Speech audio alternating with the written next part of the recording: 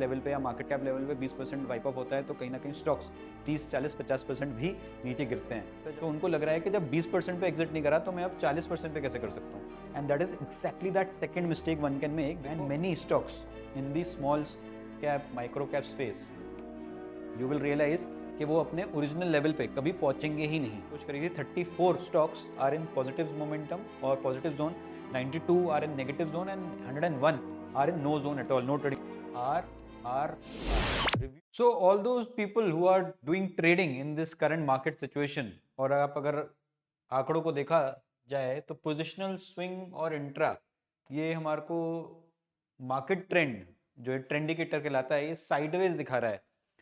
Positional में जहाँ पे एक ट्रेडर एक इन्वेस्टर एक स्टॉक में इन्वेस्ट कर रहा है and it is wanting to hold its position for से 1-2 मंथ्स, मतलब कुछ हफ्तों तक अगर वो अपनी पोजीशन को होल्ड करना चाहता है तो वो पोजिशनल ट्रेडर कहलाता है। स्विंग ट्रेडर वो ट्रेडर को कहते हैं जो कि कुछ दिनों तक या कुछ हफ्तों तक 4-5-10 दिनों तक अपना पोजीशन को होल्ड करना चाहता है, उसको स्विंग कहते हैं।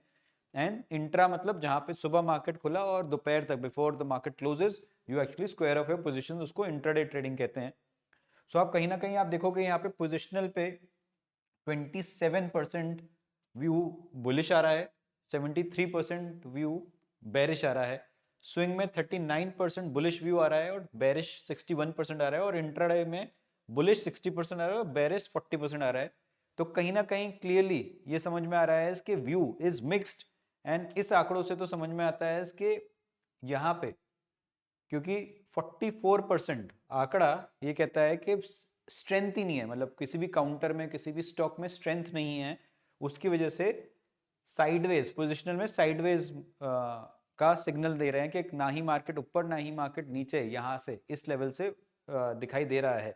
तो are we getting into something called as time correction. Price correction तो हमने देखा, प्राइस करेक्शन के बारे में भी हम बात करते हैं जल्द से, बट टाइम करेक्शन में क्या मार्केट एंटर कर रही है वो कुछ ऐसा अर्ली साइंस हमारे को दिखाई दे रहे हैं। 15% positive, 41% negative and 44% sideways in positional where which means no trading zone. Swing में भी कुछ आप ऐसे ही आंकड़ा देखोगे, 62% view is neutral which means के कहीं ना कहीं मार्केट साइडवेज में ही प्रोजेक्ट कर रही है। और यहाँ पे भी आप देखोगे इंट्रा डे में भी the story is the same. All those people who are interested in the indices, यहाँ पे आप देखोगे निफ्टी, बैंक निफ्टी, निफ्टी आईटी में भी आप देखोगे कोई भी ट्रेडिंग जोन नहीं मिल पा रही है। इनफैक्ट पोजिशनल पे तो निफ्टी और बैंक निफ्टी में सेल सिग्नल प्रोजेक्ट हो रहे हैं। ये कुछ कुछ स्टॉक्स की लिस्ट है जहाँ पे 227 स्टॉक्स और जो एफएनओ में भी ट्रेड होते हैं, जो फ्यूचर एंड ऑप्शन में भी ट्रेड होते हैं, उसमें भी जो आंकड़ा यहाँ पे दिखाने की कोशिश करी थी 34 stocks are in positive momentum और positive zone, 92 are in negative zone and 101 are in no zone at all, no trading zone. Swing में भी आप देखोगे कहानी कुछ ऐसे ही है, 34 positive, 53 negative and 140 are in no trading zone. In fact swing जो इमीडिएट हमारे को नजर आ रहा है वो स्विंग में समझ में आ रहा है कि 140 स्टॉक्स नो ट्रेडिंग जोन में फंस चुके हैं। एंड इंट्राडे में कुछ 54, 36 और 137 कहानी, something very similar to swing. यहाँ पे इसको थोड़ा सा हम अगर सेक्टर में ले जाएं, सेक्टर वाइज, सो आप यहाँ पे देखोगे सेक्टर वाइज ये रहे सेक्टर्स आपके। सो सेक्टर वाइज में पोजिशनल स्विंग और इंट्रा वापस आ जाता है। So automobile, banks, private public capital goods, ये 18 मतलब 18 स्टॉक्स को ट्रैक कर रहे हैं। बैंक्स में 10 स्टॉक्स को, प्राइवेट सेक्टर में, पब्लिक सेक्टर में 5, कैपिटल गुड्स में 11, सीमेंट 8, केमिकल में 11 स्टॉक्स, कंज्यूमर में 22। तो मान लीजिए अगर कंज्यूमर की बात करें तो उसमें पोजिशनल में 50%, कंज्यूमर में 45% are in negative zone, swing में 45% are in negative zone and 55% in intra are in no trading zone. तो उसके बारे में हम ये जल्दी बात करते हैं। और ऐसे ही अलग सेक्टर्स, फाइनेंशियल सर्विसेज में 36 स्टॉक्स हैं, हेल्थ केयर में 22, इंफ्रा में 5, लॉजिस्टिक्स में 2, मैन्युफैक्चरिंग में 2, मीडिया में 2 स्टॉक्स, मेटल्स में 11 स्टॉक्स जो कि इस वीक मार्केट में थोड़ा सा अच्छा कर रहे हैं। और यहीं पे आपको यहाँ पे ये दर्शा भी रहा है कि स्विंग में 82% signals are in positive momentum. Oil and gas, plastics, real estate, retail services, shipping, technology, telecom, textile and utilities. So यदि मान लीजिए अगर आपको Example, please do not take this as an advice. This is just for example purposes only and only for explanation purposes. So please take that as a clear disclaimer. So यहाँ पे example हम consumer stocks पे जाते हैं और हम ये देखना चाहते हैं कि इन 22 स्टॉक्स में से कौन से स्विंग पॉइंट ऑफ व्यू से कौन से स्टॉक्स कंज्यूमर में अच्छे दिखाई दे रहे हैं। तो मान लीजिए गोदरेज सीपी, हिंदुस्तान यूनिलीवर, ये दो स्टॉक्स हमारे को अभी बाइंग जोन में नजर आते हैं। नो ट्रेडिंग जोन में Bata India, Berger Paint, Britannia, Kalyan Jewellers, Marico, Nykaa, Tata consumer, UBL, Zomato, ये सारे के सारे स्टॉक्स नो ट्रेडिंग जोन में दिखाई देते हैं। जो बाइंग जोन में भी दिखाई देते हैं वो उनमें अपसाइड पोटेंशियल कितनी है, स्टॉप लॉस कितना है, ये सारे की सारी चीजें आपको as a trader, as a investor समझ में आना चाहिए and you should plan your trades accordingly. So the limited point what we are trying to make here is कि जब भी आप स्टॉक सिलेक्शन करें तो पहली बात तो you have to make a decision कि आपको इंट्रा स्विंग या पोजिशनल करना है। उसमें भी आपको कौन से मार्केट कंडीशन में को ध्यान में रखते हुए कि क्या ट्रेंड चल रहा है, फिर आपको सेक्टर देखने हैं एंड देन सेक्टर के बाद आपको स्टॉक्स देखने हैं और फिर स्टॉक्स में पोजीशन साइजिंग आपको करनी आनी चाहिए। Just to elaborate little further from here, so example आप यहाँ पे आप देखोगे, यहाँ पे आपको वन व्यू मिल जाता है कि एग्जाम्पल आप एक लॉन्ग ओनली इन्वेस्टर हो जहाँ पे आपको बाइंग करनी है।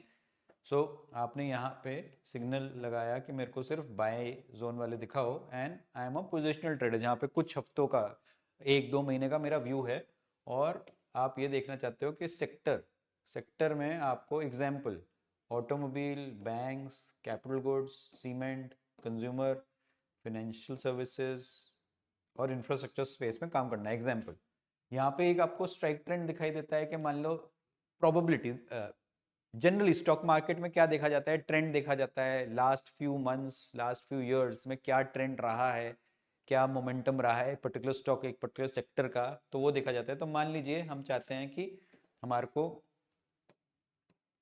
Anything which has a strike trend of more than 70, which means के पिछले 10 बारों में से 7 बार ये वाले स्टॉक्स पॉजिटिव टर्नआउट हुए होंगे जब जब इनके सिग्नल्स आए हैं। तो मान लीजिए ये आया पोजिशनल में और फिनेंशियल सेक्टर में आपने देखा। अब यहाँ पे भी आपको देखना है कि मेरे को सेक्टर ट्रेंड तो बुलिश ही दिखाई देनी चाहिए ना कि बेरिश, तो मैंने ये भी बुलिश कर लिया।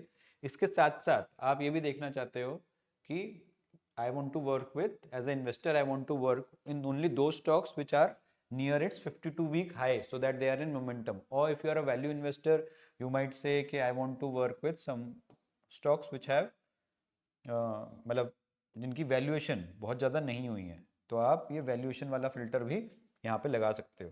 किसी को 52 वीक वाला फिल्टर लगाना है तो वो भी यहाँ पे लगा सकता है। मान लीजिए आपको मार्केट कैप का फिल्टर लगाना है, if you want to work with market cap, तो यहाँ पे आप लगा सकते हो। तो अब मान लीजिए ये सारे फिल्टर्स लगाए तो हम और फिल्टर डाउन कर सकते हैं। अभी अप्रॉक्सीमेटली आप देखोगे 26 स्टॉक्स आ गए हैं इस फिल्टर में। अब हम और फिल्टर डाउन कर रहे हैं। अब मेरे को लगता है कि मेरे को वैल्यूएशन वैल्यूएशन में जो कि मान लीजिए अफोर्डेबल वैल्यूएशन पे है, तो आप देखो सिर्फ और सिर्फ 7 स्टॉक्स आ गए यहाँ पे। अब इसमें भी मेरे को देखना है कि जिसका मार्केट कैप सबसे ज़्यादा हो। तो आईसीआईसीआई बैंक, एक्सिस बैंक के ये दो स्टॉक्स आ गए जिसमें वैल्यूएशन या मार्केट कैपिटलाइजेशन सबसे ज़्यादा है, which means they are large cap. And सोने पे सुहागा, अगर स्ट्राइक ट्रेंड भी अच्छा हो, सेक्टर ट्रेंड भी अच्छा हो, तो that is how you are suppose to shortlist. अब मान लीजिए आपके पास ये दो बैंक्स आ गए, please do not take this as advice again. तो मान लो आपने आईसीआईसीआई बैंक और एक्सिस बैंक चूज करा, आपके पास 1 लाख रुपए हैं, 10 लाख रुपए हैं या 1 करोड़ रुपए हैं।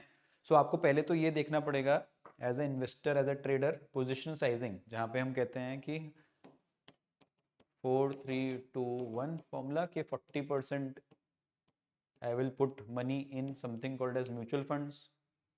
Example, out of the entire money you have, से आपके पास 1 करोड़ रुपए हैं तो 40 लाख आपने म्यूचुअल फंड में डाल दिए और 30 लाख आपने कहा कि मैं स्टॉक्स में डालना चाहता हूँ, 30% out of 1 crore. So 30 lakh rupees जो आपके स्टॉक्स में गए, वहां पे आपको क्या करना पड़ेगा या क्या करना चाहिए is you will have to again have a 40, 30, 20 and 10% formula.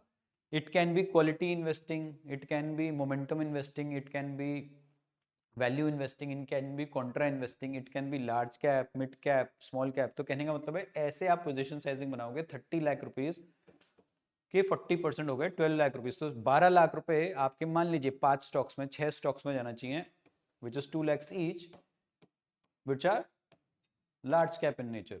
30% of 30 lakhs which is 9 lakh rupees आपके ऐसे स्टॉक्स में जाना चाहिए विच आर से वैल्यू इन्वेस्टिंग, जहाँ पे आपको मार्केट कैप अच्छा लग रहा है, एक्सपेंसिव कम लग रहा है, सेक्टर ट्रेंड अच्छा लग रहा है, और आपको price to book value and उसके पैरामीटर्स, टेक्निकल फंडामेंटल पैरामीटर्स अच्छे लग रहे हैं, तो यहाँ पे 9 लाख रुपए के मान लो आपने 3 स्टॉक्स 5 स्टॉक्स ले लिए, अगेन अप्रोक्सीमेटली 1.5 से 2 लाख रुपए के।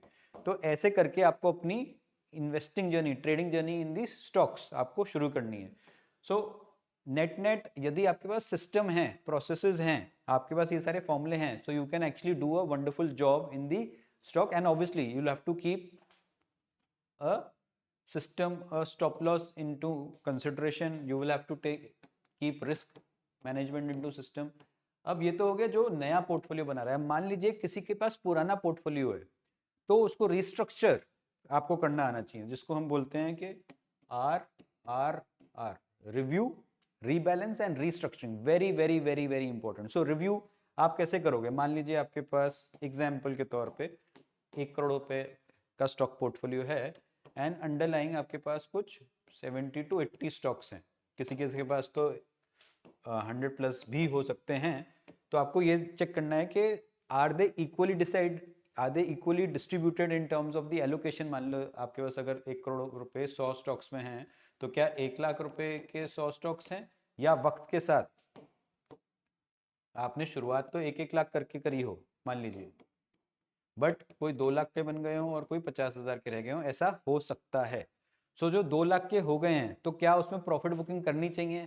क्या जिसमें 1 लाख का 50,000 हो गया, क्या उसमें लॉस बुकिंग करनी चाहिए? Because please understand, in this market fall जो हुआ है, पहले BSE का मार्केट कैप पूरा सितंबर 2024 में जब पीक पहुंचा था 26-27 सितंबर को, तो अप्रोक्सीमेटली 477 लाख करोड़ का था, और आज it is almost trading below 400 lakh crore as we speak. आज की तारीख में हम बात करें 397-398 लाख करोड़ पे पहुंच चुका है, ऑलमोस्ट अ डिप ऑफ 20% से ज़्यादा डिप हो चुका है।